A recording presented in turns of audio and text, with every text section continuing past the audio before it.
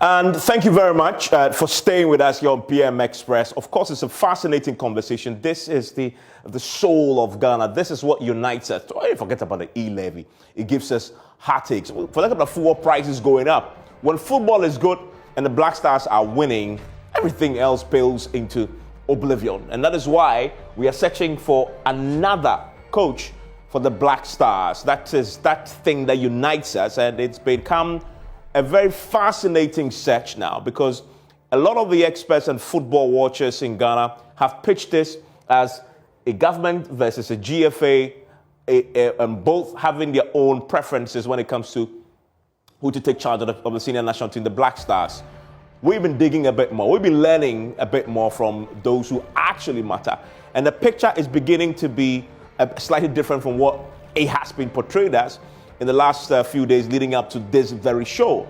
But I can tell you that definitely the search is on. We need to get it right, because people are tired of the fail of the Black Stars. We've been talking about bringing back the love.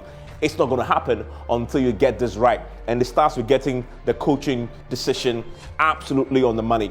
But as you see, there are two faces here in competition. Of course, we know he is sacked, is no more. We have two individuals who now have interest in this matter and want to replace him. First is Chris Hughton, and as the football pundits have told us locally, he appears to be the government's choice. But is he? I'll talk about that very shortly, because my sources are telling me something very different. And then we have here Otto Addo, Ghanaian-born, German-raised, born, he's grown up in Germany, but played for Ghana, made a decision to play for Ghana, and was an assistant coach once upon a time for the Black Stars as well, of course. And we understand that is the GFA's choice. In fact, today, my sports team have told me that Kirk, the GFA president, and another official, they were spotted at a German train station. Of course, as they continue their pursuit of Otto Addo. They are in Germany, of course, today, trying to convince him to take up that position of the senior national team coach, the Black Stars. And they've been spotted today at the train station in Germany. Very frantic efforts there. When it comes to Chris Hughton, by the way, you've heard the pundits say that he appears to be the government's choice. From what I've heard, this is far from the truth. Indeed, all that happened is he surprisingly, and he wasn't in the picture, surprisingly expressing an interest in this matter. And of course, it was a suggestion to the GFA to say, well, consider him because he is interested. So that is how he came into the picture. The GFA already were looking at Otto Addo. And then Chris Hughton comes into the picture. He himself expressing an interest. And we know he is in Ghana. We'll go into why he is in Ghana very shortly. You begin to learn that he has strong family ties here. And that is why he's here. And he's interested. And he expresses interest to a well-connected individual who then says, GFA, consider him. It is from there that this story seemed to have rolled on to suggest that, well, he's a government choice. He is actually not. He's simply somebody who is interested, and the GFA is also making a move for him. And so there appears to be this divide there, but we're going to look at that very shortly. These are the two gentlemen. What are they bringing to the table? What do we know about them? As you see here, Chris is 63, Otto is 46. He's currently without a club, and he's been without a club for a while. I watch the EPL, the English Premier League. I am a serious consumer of the EPL, and so I know him pretty well. I know what he can do. He's been good sometimes, he's been terrible sometimes, he's been fired many times, he's done great things for Newcastle and Brighton and others. And so he has a very interesting CV. We'll come to that. He's without a club, but Otto Addo is currently in employment at a very serious team in Germany, at Dortmund, by the way. And if you go to the German league, Dortmund is one of the powerhouses there. And the question really many are asking tonight is, why would he give up that secured job? And he was recently promoted to become the assistant coach there, the senior squad's assistant coach. Why would he give up that post to become a Black Stars coach, which is very, very uncertain? Ask Milo. Just lose a few games and the Ghanaians are saying, go. It can be as quick as 3 months and you're gone, 4 months and you're gone. Why would he do that? With all the controversy surrounding paying his salary and the salary is delaying, in Dortmund, he's guaranteed that, right? $60,000 plus, etc. So there's a huge question there. That's why the FA, they decided to fly all the way there. Meanwhile, Chris Hughton, who has been coaching since 1993, is in Ghana. He's saying, I'm interested. So you know the dilemma that the GFA is in. He's been doing it since 2009. So in terms of experience, Chris has far more than he does. And then we know both of them in terms of qualification have the same UEFA Pro licenses. So of course, but that's not what you're looking for, right? That is the basic, and they both have it. But you're also looking for the experience, right? And then if you also look at the number of clubs coached, he's done 7, he's done 5. But the thing about him is in all the 5 clubs that he's been, he has been in an assistant position. He's yet to be a man standing on his own 2 feet when it comes to coaching a team. He has done it as his own man. He knows how it feels to be fired. He knows how to feel to enjoy successes like he did with bringing some of the teams into the Premier League. And so there's a lot there going for him. As against him. But if you look at the trend of world football at the club level right now, a lot of teams are experimenting with young, fresh blood coaches, most of them assistant coaches, promoted to take over the reins of the clubs because football is changing, right? We've seen that at Manchester United, we've seen that at Chelsea, we've seen that at Arsenal, and we're seeing that across the field in the rest of the world indeed. We've seen that at Barcelona. And so maybe many people will look at it and say, but yeah, well, of course, I mean, try him. He's assistant and so what? He can do it. Okay? So that's the argument for him. If you look at average teams coached, he's done in terms of the average term as a coach before he gets fired. In his case, by the way, he's done 1.97 years. He's done 5 years. So he's been very secure. Very, very secure, but also tells you this man has been a lot of places. And so he's known how it goes. Let's look at the teams he's coached. And this CV is impressive. Tottenham Hotspur, powerhouse in the EPL. Republic of Ireland. Ireland, he was the assistant manager of Ireland, by the way. He is originally, he played for Ireland. And so that's where he traces his roots. Although his father is a Ghanaian, but he played for Ireland. And that's where he became assistant manager. So he's done a national team before. CV, very impressive. This is not the first time he's going to be tasting this if Ghana gives him the nod. He was assistant manager. Newcastle, Birmingham City, Norwich City, Brighton, Nottingham Forest, all those teams he's coached before. Look at him here, Otoado, Hamburg, assistant coach. Ghana, of course, was head scout once. He's done the Nottingham assistant coach as well. Mönchengladbach, assistant coach. Dortmund, assistant coach, as we've talked already right now. So look at Chris Hughton and look at him. In terms of football, it's all about what you win, right? What you win. He's won 1 German Cup, but I need to emphasize, he did that as an assistant manager. But in the world of football, when the assistant manager and the manager plays a tournament and they win, both of you win together. And so that is what he comes to the table with. Him, 0. But let's drill down to the 0 doesn't tell the whole story. So this tells the whole story. Brighton. He led Brighton to the Premier League for the first time in the club's history in 2017. That is a major, major achievement. If you know anything about the English Premier League, you know what I'm talking about. He also guided Brighton to the FA Cup semi-finals in the 2018-2019 season. He played against a lot of the teams in the Premier League, Manchester United, etc., etc. And he held his own there to the semi-finals. Not a bad achievement. He led Newcastle, again, from Brighton, Newcastle, back to the Premier League in his first season in charge, along the way breaking a number of records and securing the permanent managerial position. And Mark Ashley is a tough football club owner. He fired him year after. But to do this under a man like that, well, you can appreciate what he's done.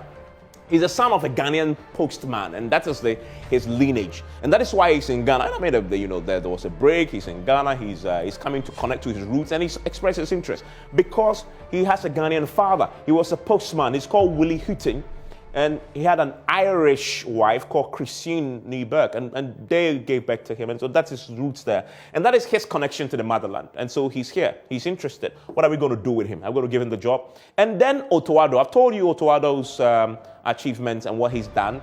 But he is also similar background, by the way. Although he chose to play for Ghana. Born in Germany, played for the Ghana national team for 7 years, commencing in 1999. He started for Ghana as a midfielder in a FIFA World Cup game against the Czech Republic. Chris Hughton had also been a player before, by the way, and that is important. He also was, I think, was a right back. I mean, as for Melo, he's a broken record. We know what he did. His second coming, he had 3 wins. He also had a draw, but he lost 3 as well, and so he's been fired. Goals scored 9. Goals against 10, but we were looking for somebody to save us, and so that's where we have it. Oh goodness me, I need to do a bit of some introduction before I give you the next slide, but let's go into it. We did a poll on this, and this is the result. This is the result of our poll. The whole day we were running this, and we asked the question, who is your choice for Milovan Riva's replacement for Black Stars coach? This is the result of the poll. It's pretty obvious as you see it on your screen. I don't believe this is right. I think this is, my guys have done a mistake on this, because Chris Hughton had 82.5%, not what you see on the screen. Disregard this, because it's the other way around. Chris Hughton has 82.5%.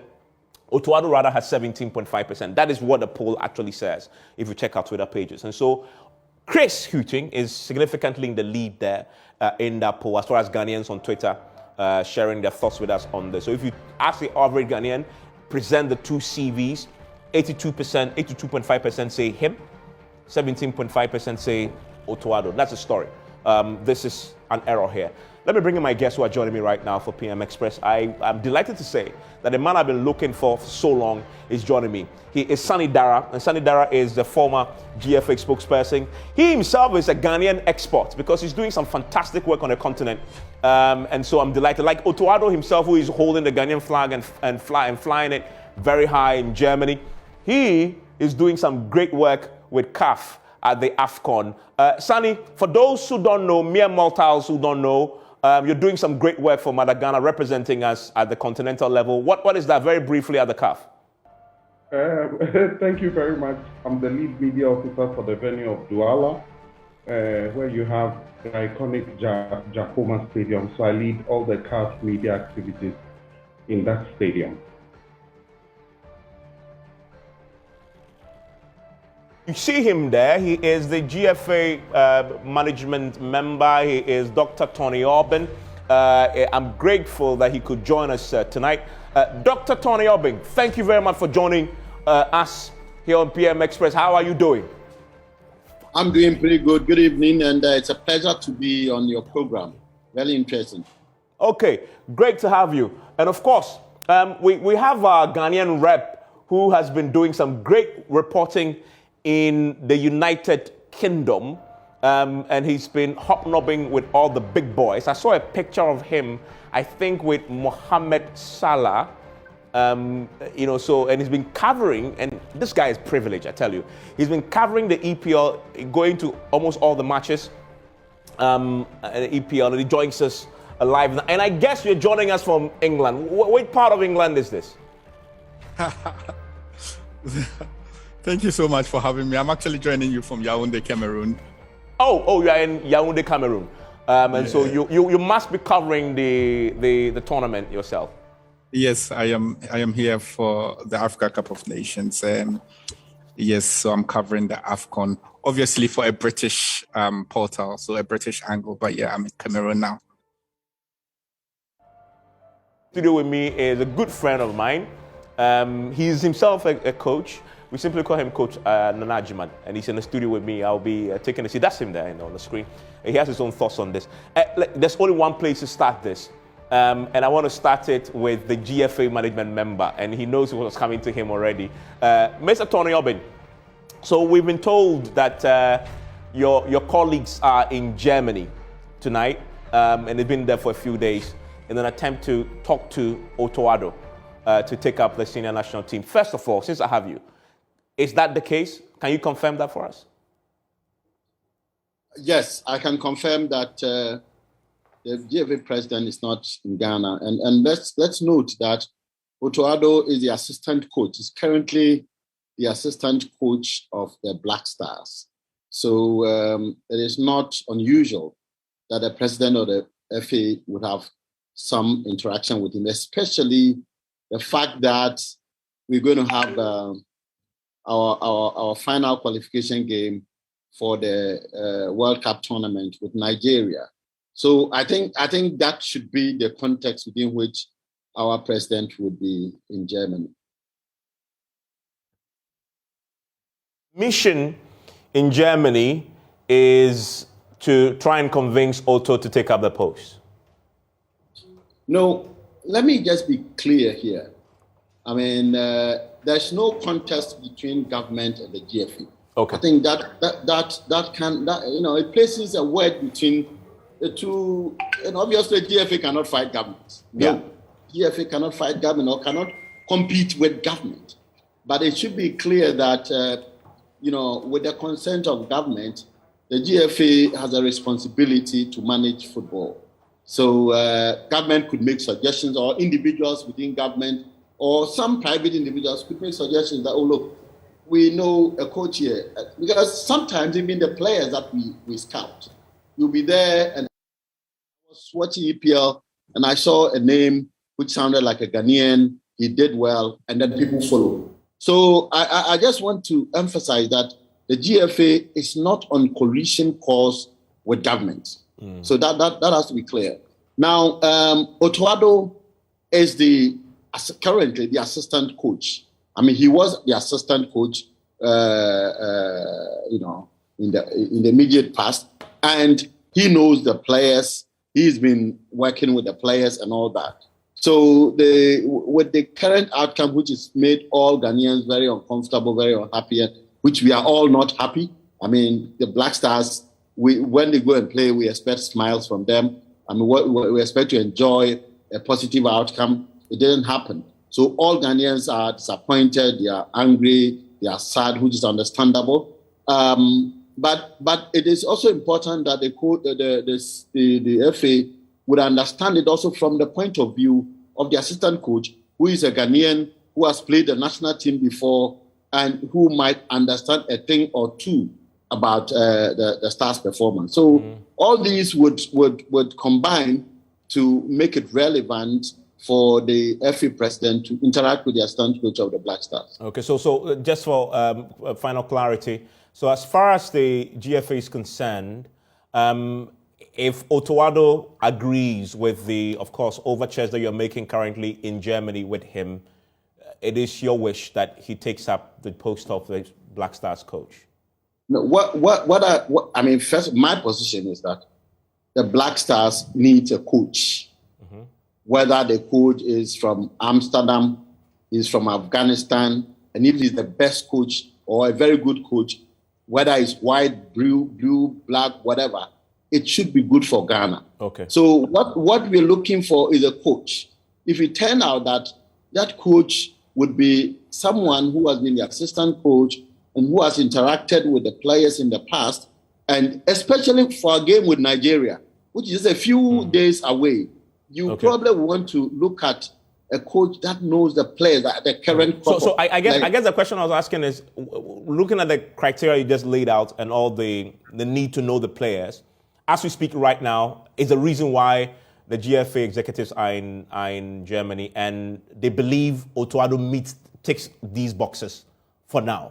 It comes as obvious, especially given we need to look at long term and a short term. In the immediate term, and I think we should focus on this Nigerian game and not, in my view, exert too much energy in who becomes the coach. We need to focus on our game with Nigeria. You know, the passion between Ghana, or that comes in matches between Ghana and Nigeria is huge. Okay. So our focus is immediately to address this challenge. Okay. Now, if eventually we will have to look for a coach which meet certain criteria for a long term and all that, that is possible. That that's something that we should look at. I mean, but for now, in my view, for now, if Otuado agrees to come, especially because of the immediate challenge that we have, I have no problem with that. Okay, so, and we know, as I confirmed, that Chris Hughton had also expressed an interest, and is the reason why the name was also then said, GFA consider. Is it fair to say then that in the context of everything you've said, in the immediate term with the Nigeria game in short focus, Chris wouldn't be the best option now? I wouldn't say so, because I mean, the pedigree of Chris is not in doubt.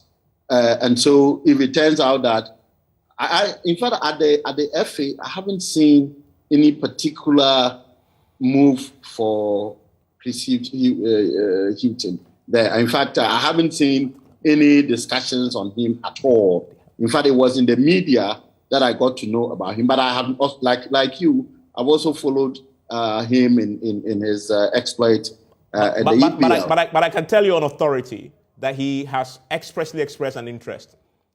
Yeah, to the FA. To the FA? Well, he expressed an interest. So the point is that for me, I deal with what the FA will bring. Yes. Because we are a council. So when things are presented to us, then we have a look at that. As far as I am personally concerned, we haven't seen anything like that. Okay. It doesn't also mean that Chris cannot be interested in that or could not be the coach of the national team. Okay. It is not impossible. Okay. But for now, from the information we have, I would want to focus on the person who is immediately close to the players, and then would be better able to help us address the challenge that is ahead of us. Fantastic, Dr. Tony Obeng, Executive Committee member of GFA, giving us that quick insight into the real deal in terms of what the GFA is thinking about. I'll come to Nana Jiman shortly in the studio, but let me bring you in, Sani. Sani, you heard the man from inside the GFA. Your reaction? I think that Dr. Tony Obeng is right. We are just about 4 weeks away to playing against Nigeria. Anything other than being focused on that match against Nigeria is us shooting ourselves in the foot. And I say these things for two reasons. Whilst we are, journalists have been sent on a wild goose chase, the Nigerians are focused. They'll name their squad for the game against Ghana in the coming days. We don't have anybody in charge.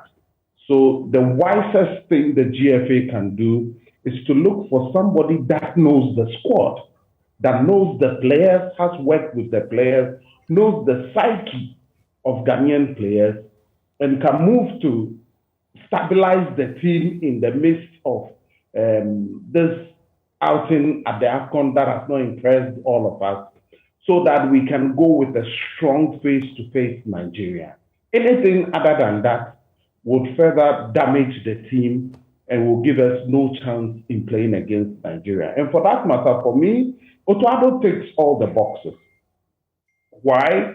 Because one, he's currently the assistant coach of the national team. Two, a lot of the players in the team he has directly worked with. He was the assistant coach at Norgeland, so players like Kudus, Kamal Dean, Abdul Mumin, and the rest worked under him. He worked directly with them when he was at Norgeland. Now, I tell you one thing that a lot of Ghanaians don't know. Ghana's biggest result at the 2014 World Cup was against Germany. And you remember that Germany beat every country, including Brazil, with more than 7 goals. Ghana was the only country that was able to hold Germany. That tactic, or those tactics used by Ghana's coach, Kwesi Appiah, to hold Germany, in fact, we're on the verge of beating Germany, was prepared by Otuado. He was then the scout for the team against Germany. And he gave a concise report that helped Kwesi Appiah to pull off this massive feat. And if we have such a coach in place, that knows the players and in the interim is able to do this, I think it's the wisest thing to do, at least for the next 2 games. And we must have in our mind whether it goes well or it doesn't go well. We must understand that from, from the fallout of the performance at the African Cup of Nations, we need to rebuild. But in the interim, we have a World Cup qualifier. So even if it doesn't go well against Nigeria, we can start from the point that we are rebuilding the squad. Mm-hmm. And I think that based on the experiences that Otto had, even though he's been an assistant coach, and you have to listen to players like Eden Haaland, Jadon Sancho, Hallenberg, all of these, Bellinberg, all of these players that played for Dortmund, and talk about the role of Otto Addo in the current makeup of the Dortmund squad shows that we have got a diamond in our hands that we should not let go. Even on the interim basis, I doubt he would want to leave Dortmund to take up the Ghana job on full-time basis. I doubt, because of the obvious reasons Evans you have stated. But the fact that he could be available to us to be able to help us play these 2 matches against Nigeria will give him a good head start. Then we can talk about the future. Very interesting thoughts. Let me bring Coach Najiman. Coach, so you've just had the FA executive board member say, we are looking at Otto. Just heard Sunny say, that makes sense. What do you say?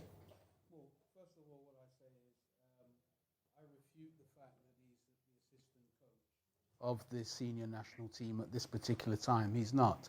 He was replaced by one of Milovan's people. I forgot the guy's name, but he came in to replace Otto Addo because Otto Addo didn't have the time to attend to the African Cup of Nations in Cameroon. So that's the first thing. He's not the assistant coach. The work he did back in 2014, that's probably undisputable. However, the fact of the matter is that we only secured 1 point out of 9. So whether we drew with Germany or not and they went on to be the eventual winners is neither here nor there. There were 9 points at stake. The Ghana Black Stars secured 1 out of 9 and we were sent packing in the first round. Now, he knows the players.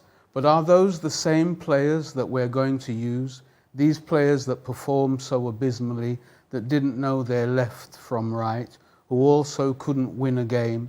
Are these the same players we're really going to say we're going to stack up to face against the Nigerians? Yes, the Nigerians got knocked out after we did. But you look at their team, it's not like our team. And some of the challenges and things that happen, off the field, which have been revealed to us lately, is reminiscent of what have taken place before, when even Rayovac produced a report that said, hey, the guys are working black magic against each other. So, there's a lot of issues of the past that are with us at the present. The whole issue of the armband, the whole issue of factions within the team, all those set of circumstances still exist. They do exist. We brought players who were injured. We named players who we knew were never going to be there, and we kept feeding that falsehood to Ghanaians that, this player would come and he would be the savior, and there was no way he was going to come. We'd communicated with the ministry, and the minister went to Parliament and misled everyone in the House, declaring that we were going to win the African Cup of Nations when that was not even on the table. Back to Otto Addo, you say he's not the man for the job? No, you see, the thing about it is this. My challenge is this. We're always looking at the short-term gain. If we weren't to participate in the World Cup this time round, what would happen? Would Ghana come to a standstill? What would actually happen? But we need to qualify first. We have a few months now to put our act together, but we need to win against Nigeria. We don't have a few months. You've got about 4 weeks. I mean, I'm talking about the Nigeria game. Yes, you've got about 4 weeks. Yes, We're in February now. Isn't that why Otuado is your ready-made guy, fit, ready to go into the job and do it for you in 4 weeks? No, it's not. But is Chris the option? Well, there's lots of options. Look, I support Chris Hughton taking the job because I'm not looking at, what are we going to do for this Nigeria game? It's not critical for me if the Ghana Black Stars doesn't go there, because if they do go there, what are they going to do? As it stands right now, we don't have a team. Let's be honest with ourselves. We can't keep feeding this false diatribe to Ghanaian football lovers that we can do something, we can win cups, because we can't. We haven't got it together yet. And I would prefer that we took a long-term approach to the whole matter and really started a rebuilding in earnest. We've been saying, rebuilding. We've used hundreds of players and we've got nowhere. This is our worst performance in 60 years, right? So why worry about... So you are playing the long game, not the short game? No, well, the thing about it is, it's not a matter of me playing the long game. When has the FA played the long game? You've had systematic failure. This is what has been going on. Failure within the GFA has now become an institution, irrespective of who is there, because we're always gravitating to short-term outcomes. We're not looking at developing the whole thing as a whole. Very interesting perspective. I want to bring Rahman Osman, who of course has been working in the UK. Of course, now it's also covering the tournament. Rahman, so I believe you watched Chris close up when last time he was in the Premier League coaching a team there. You had the positions. Where do you stand on it? It's quite interesting. It's a lot of interest with the points everyone is making, but I find it a bit interesting that if we are even, let's assume that we want to go short term, why do we want to give the job to somebody who hasn't been a coach before? There's a total difference between an assistant coach and a main coach. So let's assume you want the job in itself to qualify for the World Cup. He's never been a coach before. That's a big risk. You'd be safer going with a coach who's coached as a main coach to go for a crucial game like the World Cup qualifier than give to somebody who's never coached a single game as head coach before. So even on that scale of, because we have a big game, we need to get somebody who knows the play. But he's not a coach. He's an assistant coach. But an assistant coach is a coach nonetheless, he's not? He's not the main coach. The roles are totally different. He's contributing. It's not his final say. You share ideas with your main coach. He assigns you to what you can do. But then the head coach makes the decision. Within 2003 to 2005, Chris Hughton was assistant coach of Ireland.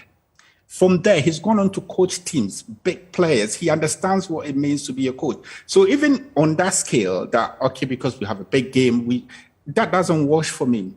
The second thing is you can't compare the two to the others. I mean, like you read up in the CVs and who understands. And down throughout history, whenever there's a crisis, you bring in a big name for a big game, somebody who knows the job. In the words of the FA president, not my tribe, my kwe. Chris, because he hasn't coached before. So you are giving him the job to try. Oh, yeah, because he's assistant government. Chris is already made. That's an oven ready made already. So you can't, it's no debate between the two. I get the Ghanaian angle that maybe Otto is more Ghanaian, but that's not the point. We are at an all-time low as a country. We've gone to an AFCON and haven't won a game for the first time in our history. In 2014, when we were at an all-time low and the whole world was laughing at us, what did we do? We brought him a very, very big coach in Evran Grant. And if not for luck, we would have won the AFCON. So normally when the chips are down, you put everything aside and you go for experience and already made. I love Otuado. I think within a few years, he's going to be a very good coach because of the work he's doing with young players. But our team have a lot of problems beyond just like young players. We have problems with discipline. We have problems with authority. We need somebody who walks into that dressing room and is not afraid to take a big decision. Yeah, I mean, hold on to that thought, because now let me pull that to Dr. Tony Yobe. Doc, that is such a fundamental point, is it not? That you watch the Black, even on the pitch, it was obvious the indiscipline and the control wasn't there. I mean, for a Black Stars going into that game with Nigeria, if you bring in Chris, a lot of them have read about, we've watched him, I've watched him. I mean, he walks into that team and everybody is in line because of the pedigree he comes with. He wins you that game. Even the Nigerians, it will have an effect there. Well, what do you say to that argument? Evans, we are creating a situation which appears as if we are debating about the quality and caliber of two coaches which have been presented to us. We are not in that situation. The FA has not been presented with this situation.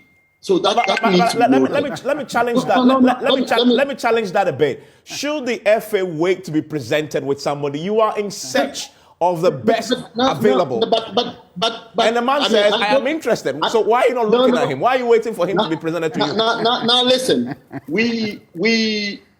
I mean, there are many coaches. I'm sure there are other coaches that would be superior to Chris Hughton. He's a good coach. I've seen him, followed him. He's a good coach. But there will be other coaches. So what we are saying is that when this game is done, we probably can open up to clearly identify which coach. I mean, when the FA president said Matra Makwe, I think the intention was that let's bring a coach that was experienced. And the outcome is all for all of us to see. So even those that will not try and quit have not always won it. But and not discounting Chris Hughton, I'm saying that if we sat down to look for a coach, we can scan and get a coach, including the Abraham Grant. But why is the GFA not taking that approach of going out there and looking for the very best? The reason is this. I mean, Anajima is taking a long-term view now, and he says that it doesn't matter whether we qualify or not, which is a view that could be held. I'm saying that, and I believe that is the position of the FA, that, look, we have this qualification. In 2005, when we're going for the World Cup qualification, in fact, I could recall a lot of negative, advertising publicity against the Black Stars that they were going to, when we were going to Congo. In fact, most of the radio stations were predicting negatively, but the Black Stars changed at the time when we were not sure about them. So yes, for this period that we are going to play against a team, why do you change why wouldn't you have someone who knows the players, who has the experience? I mean, we have used assistant coaches before. Big teams have transformed their assistant coaches to main coaches. Manchester United did that. Lampard and all that. They were assistant coaches before they moved into the actual practice. So I think this will not be a strange move. I believe that for the period that we have, so 4 weeks or 3 weeks, let us take a coach, and I hope Otuado takes it, because I know there is also it could be possible that he will not take it. But if he would take it for the period, just because he's trained with them before, he knows them, and he's done some work with other teams before. So and then regardless of the outcome, we can sit down and then look at the long term. Because the Black Stars is a different entity, as you know. I mean, but hold on for me briefly, because let me put that to Najima. Najima, what do you make about segmenting the approach? So win the Nigeria, then you do the long term, post the Nigeria match. That is what I'm hearing the Tony Obing saying. Isn't that a smart approach? Not at all. I mean, look, when we appointed Milivan, I mean, which national teams appoint a senior national team coach for 12 months? That's the same approach we had with Milivan. Nothing has changed. Let us win the AFCON. That was one of the aims. And initially it was take us to the semi-final of the World Cup, which Milovan could only do if he had tickets for all of us to go there, because there was no way, right? And this is the same thing we're applying now, but on an even shorter term. We are saying, we want to say to Ottawa to leave Dortmund, where you're secure, you're getting over 60,000 euros a month, and come and be with us for 2 matches. And once you've done those 2 matches, you can go back to Dortmund, or possibly you could apply for a long-term stint here in Ghana. And I think that's the wrong approach. Because as I said to you, what's the problem if we don't qualify to the World Cup? But many will disagree with you on that, because the World Cup is in December. So that's what, you have yourself 8, 10 months to build a team, and that's a long time to build a squad. And so if you win it now, that's medium term. I mean, you can build in 10 months for the World Cup. Why is that not an option? No, in theory you can, but that also means that you're going to change your coach. Yes, but that's the suggestion there. You're going to change your coach again. So win in Nigeria, 1 game, 2 games, and then after that, do the long term. We've been changing coaches more than we change our socks. It's got to stop. We must have one coach in the position, and the mandate for that coach must be, look, build a formidable team. That's what we want to happen. Look, the problems of our football is not just even an issue of coaching, because look, you've got the local Black Stars. I think they're now at camp, or something is happening, some movement. You've got the under-23s, you've got the under-20, you've got the under-17, and they're all basically dormant.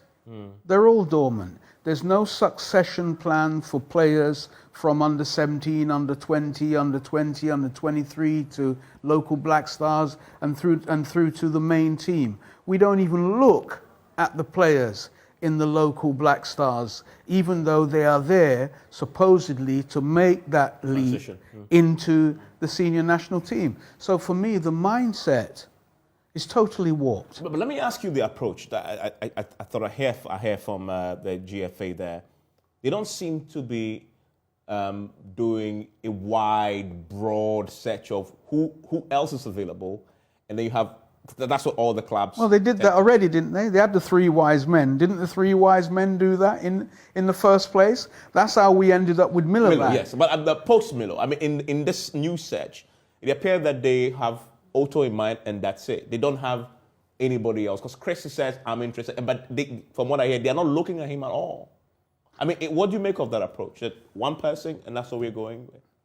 As I said to you, I mean, I think it's the wrong way to go about things, because we're always pitching our tent with the short-term view.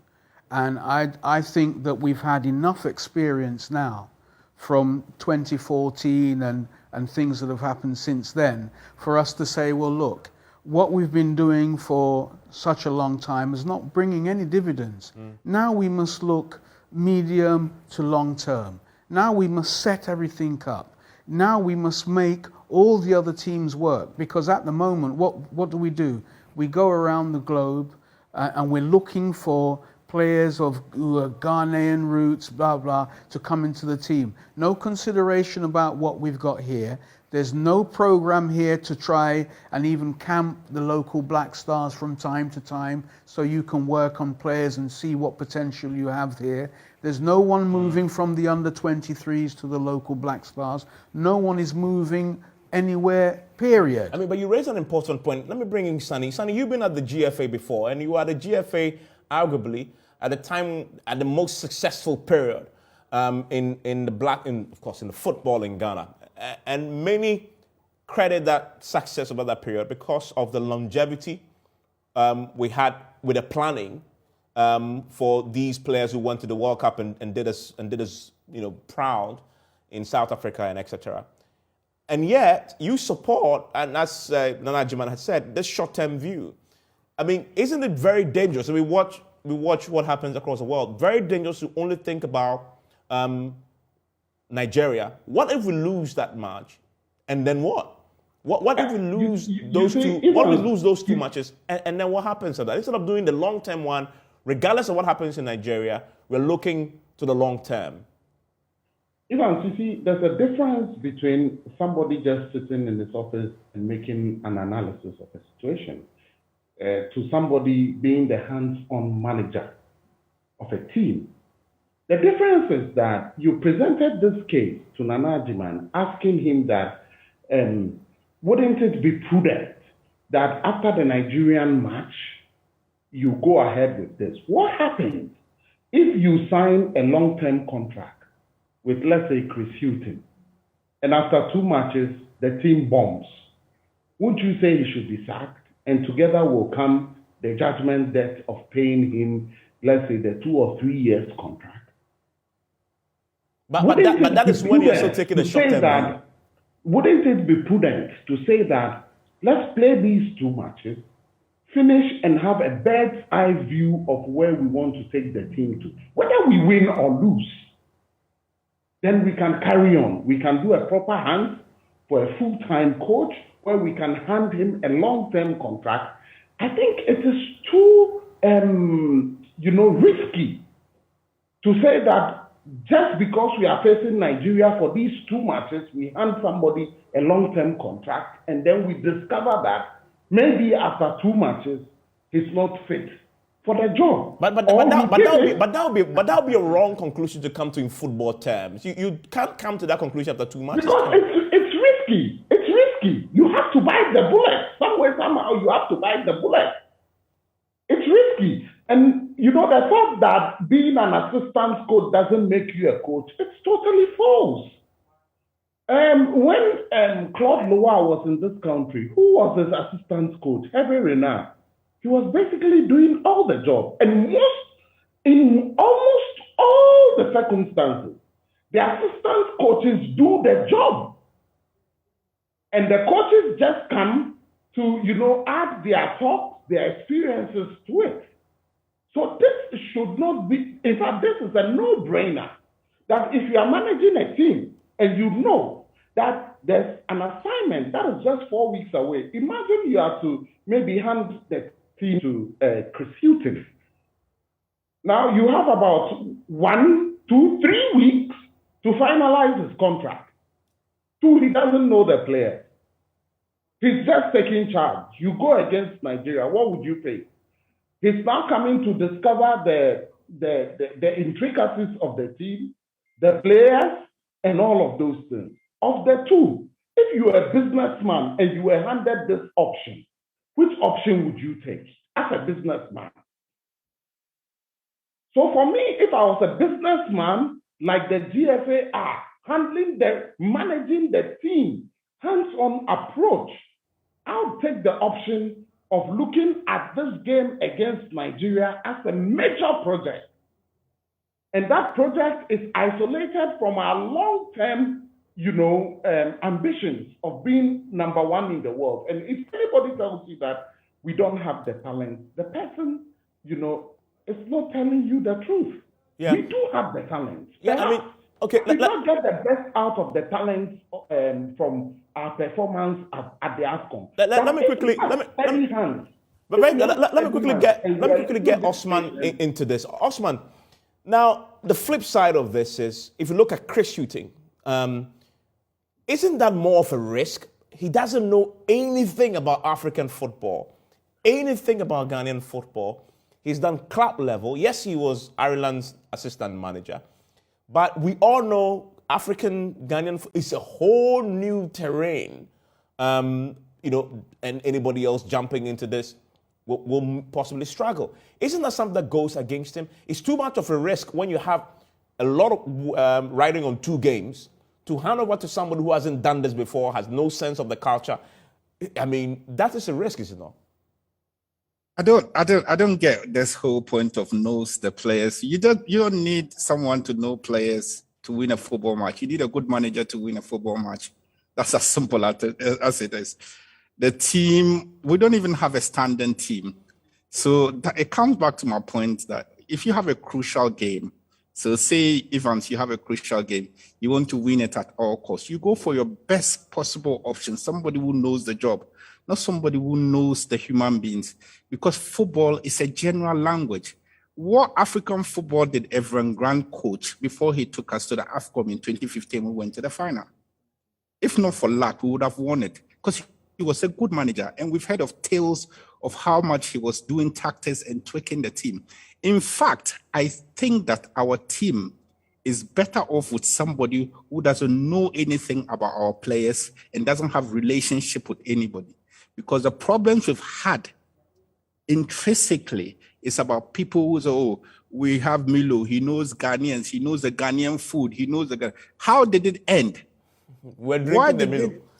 What's this whole point of he knows the play? He just needs to be good at football. That's it. That's okay. To win a football match, you need to know how to win a football game. And that's what managers' jobs are. Now, interestingly, the other problem that the GFA may have is, I want to show the poll now, it's been corrected now, and I want a quick response there from Dr. Tony Obeng. I mean, Ghanaians who we asked in this poll, 82.5% believe Chris Hughton should be the man for the job. And this is the public you're serving. Well, what's your quick take on that? Ghanaians seem to love... My response would be this. I mean, since when did selection of a coach become a national poll issue? You see, I'm sad that we're making Chris look like, he's fighting, or there's a collusion clause with the FA or with Otto. No, Chris Hughton could be the coach of Ghana, maybe at a point in time. But the way we have started, it's like, we have to do a poll, and if people say he's a man to coach, that's it. Coaching is not about voting. It is not about, you could campaign and get many people to vote for you.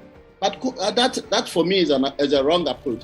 I think that, yes, we need a long-term approach. And it is also not true that our players don't graduate into the senior players. Pata Odauda, Philemon, and all those people, they were part of the team that won the African Cup the African Under-20. And I think we do that. Ayew and Co, they graduated from the Under-20s into a national team. So it is not wholly true that we don't do that. I think at this crucial time, Ghana needs to. Ghana doesn't need to waste energies on who becomes the coach and all that. Let us focus on how to win or play Nigeria. Yeah. And then I'm sure qualifying would be more heartwarming for Ghanaians than not qualifying it. If we don't qualify and that is where I guess many people may agree with you. Nana, a few quick 30 seconds for you. So where we are, we're looking for a coach. GFA, obviously, Otuado. So that's what you're possibly going to get if Otto says yes.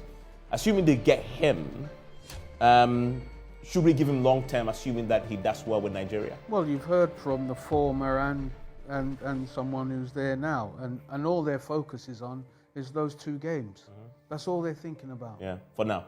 Those two games. We'll think about the rest after the game. Yeah, that's what it is. And but in football, you coaches tell us the only thing we think about is your next game. Yes, we do. So but this is a senior national team. This is not club football. Yeah. This is senior national team. Manchester United has given a team to somebody for how many months? Yeah, I won't say the name Manchester United when I say Black Stars. Black Stars. There's no comparison. Okay, I get what you say. Let's say Comoros. That should ring a bell. Well, this one. Yeah. Let's not fool ourselves. Nana, thank you very much. Thank you very much, Sani. I'm definitely going to look for you again because this conversation we'll have it again. Definitely when the choice is made and after the Nigerian match, we'll come back here. I really pray we qualify though. Enjoy the rest of your evening, gentlemen. Osman and Dr. Tony Obeng. Thank you too.